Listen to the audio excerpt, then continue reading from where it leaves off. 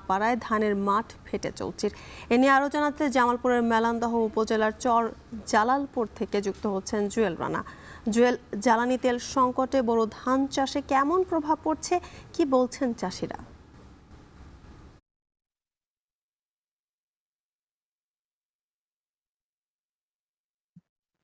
জ্যোতিকা, মধ্যপ্রাচ্যের যুদ্ধের কারণে জামালপুরেও কিন্তু পাম্পগুলোতে এই মুহূর্তে ডিজেলের প্রকট একটি সংকট দেখা দিয়েছে। ইতিমধ্যে আমরা এখানকার যে কৃষক রয়েছে তাদের সাথে কথা বলেছি। তারা বলছে এই মুহূর্তে তারা ৳১০২ যে সরকার নির্ধারিত যে ডিজেল রয়েছে সেই ডিজেল তারা আ আ ৳১৪০ থেকে ৳১৬০-৳১৭ পর্যন্ত তারা ক্রয় করছেন। অর্থাৎ নির্ধারিত পাম্পগুলো তারা তেল না পেয়ে খুচরা বাজার যে রয়েছে, খুচরা দোকান রয়েছে তাদের কাছ থেকে প্রয়োজনের তুলনায় যে একজন কৃষকের ১০ লিটার তেল দিনে প্রয়োজন হয় সেখানে তারা ১ থেকে ১.৫ লিটার তেল পাচ্ছে।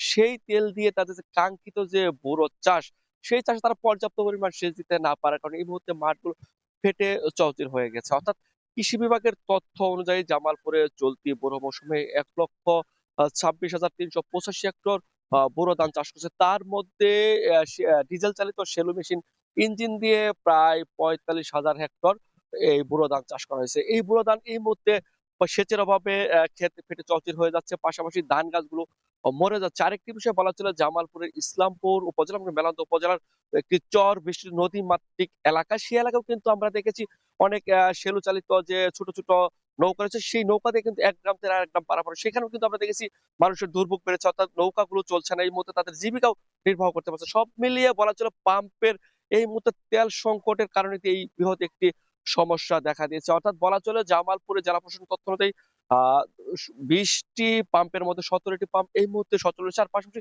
১০ টি ডিলার পয়েন্ট, প্যাক পয়েন্ট রয়েছে। সবগুলো পয়েন্টেই এই মুহূর্তে কিন্তু ডিজেলের একটি সংকট দেখা দিচ্ছে। অর্থাৎ জেলা প্রশাসনের তথ্য অনুযায়ী জামালপুরে প্রতিদিন ২ থেকে ২.৫ লিটার তেল হলে একটি স্বাভাবিক প্রক্রিয়ার মাধ্যমে প্রতিদিন ব্যয় হয়। সেইখানে আ আ পাম্প মালিকদের তথ্য অনুযায়ী ১৮ থেকে ২০ লিটার ডিজেল পাচ্ছে। সব মিলিয়ে বলছি এই যে একটা জনদুর্ভোগ বেড়ে চলছে, এই জনদুর্ভোগ কমাতে অর্থাৎ কৃষকদের ধান উৎপাদন স্বাভাবিক রাখতে ডিজেলের বরাদ্দ দেওয়ার দাবি জানাচ্ছে কৃষকরা। এই ছিল জামালপুর থেকে সবশেষ তথ্য।